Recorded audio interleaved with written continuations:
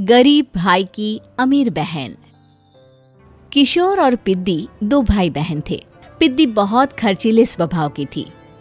वो जितना कमाती अपने ऐशो आराम में पैसे उड़ा दिया करती। लेकिन किशोर समझदार था, घर को साथ लेकर चलना जानता था। अपनी बहन के जितना कमाता तो नहीं था, लेकिन फिर भी वो किसी तरह घर का खर्च चला लेता था। एक दिन पिद्दी किशोर से कहती है, किशोर, तुम थोड़ा ज्यादा क्यों नहीं कमाते? मेरे दोस्त रोज मेरा मजाक उड़ाते हैं। अरे बहन, मैं कोशिश तो कर रहा हूँ। अच्छा सुनो, अगले महीने रक्षाबंधन है, मुझे सोने का हार चाहिए, इससे कम कुछ भी ना लूंगी। अरे दिला दूंगा बहन। किशोर को पूरी रात नींद नहीं आती। उसके दिमाग में बस ये चल रहा था कि उसकी माली हालत इतनी बिगड़ चुकी है, अब वो सोने का हार कहाँ से लाएगा। अगले दिन किशोर सुबह सुबह घर से ये बोलकर निकल गया कि पिद्दी, मैं गांव से बाहर जा रहा हूँ, कुछ दिन घर नहीं आऊंगा। किशोर ने अपने काम के साथ साथ फेरी में कपड़े बेचने भी शुरू कर दिए, जिससे वो ज्यादा से ज्यादा पैसे कमा सके। रात में वो एक बिल्डिंग की चौकीदारी भी करने लगा।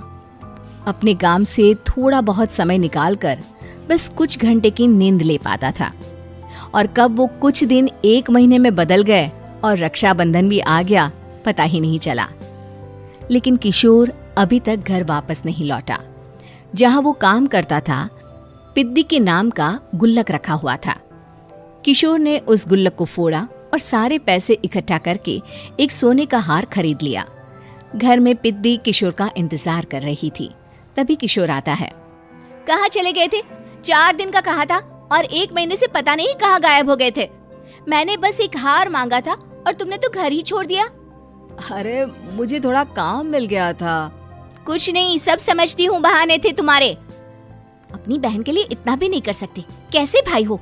चलो यहाँ बैठो, राखी बांधती हूँ। पिद्दी ने किशोर को राखी बांधी।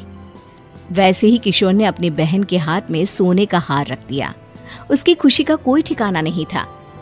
वो मिठाई खिलाए बिना ही नेकलेस लेकर चली गई और शीशे के सामने अपने गले में हार रखकर देखने लगी।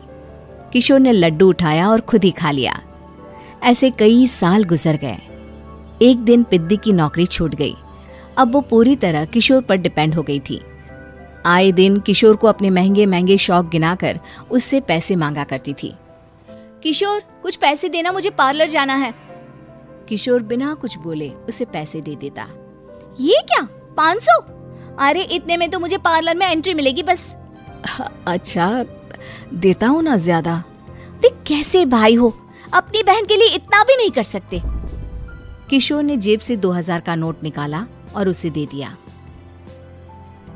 किशोर गरीबी में रह लेता था, लेकिन अपनी बहन को कभी कोई कमी नहीं होने देता था। बेटा, पिद्दी तुम्हारी बहन है, उसे कभी किसी चीज की कमी मत होने देना और उसका ध्यान रखना, क्योंकि भाई का फर्ज होता है अपनी बहन का ध्यान रखना। किशोर ने माँ की कही ये बात हमेशा के लिए याद कर ली थी।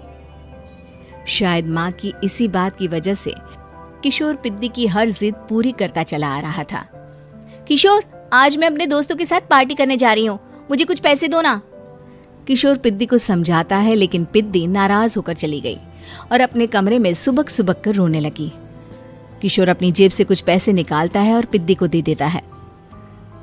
किशोर खुद कभी अच्छे कपड़े नहीं पहनता, लेकिन पिद्दी को राजकुमारी की तरह रखता।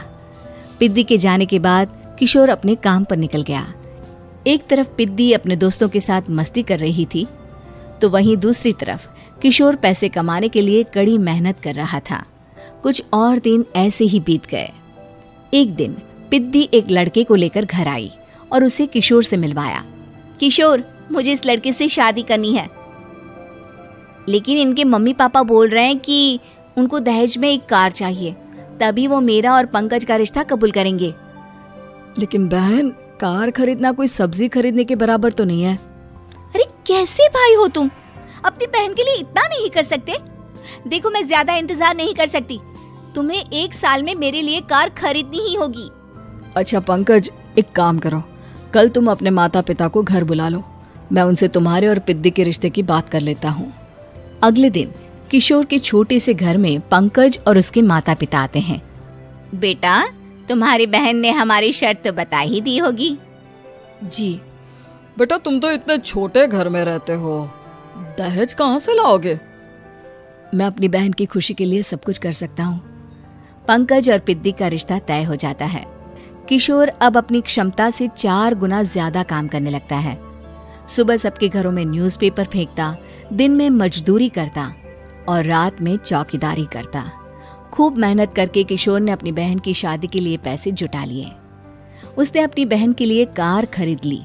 जब वो पिद्दी के ससुराल वालों से मिलने गया तो उन्होंने किशोर से और पैसों की मांग की। इस बार किशोर हार चुका था। पिद्दी, माफ करना, मैं तुम्हारी शादी उस लड़के से नहीं कर सकता। वो लालची लोग हैं, उन्हें सिर्फ पैसों से मतलब है। देखो किशोर, मैं पंकज से ही शादी करूंगी। क्योंकि पिद्दी ने तो किशोर की बात न मानने की जैसे कसम खा रखी थी। किशोर ने पंकज को घर बुलाया। पंकज, तुम अपने माता पिता को समझाते क्यों नहीं हो?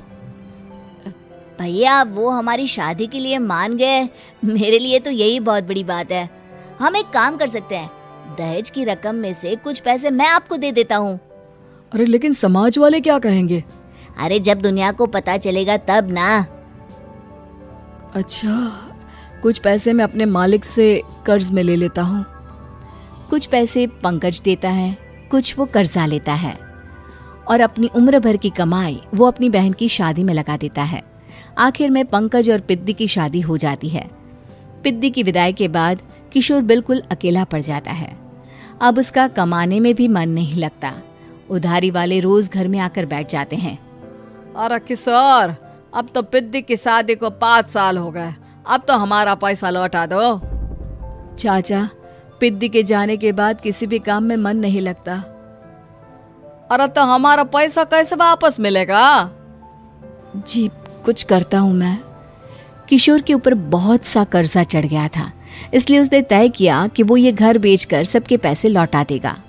अगली सुबह शहर के किसी साहूकार को उसने अपना घर बेच दिया और सबके पैसे लौटा के वो गांव छोड़कर चला गया।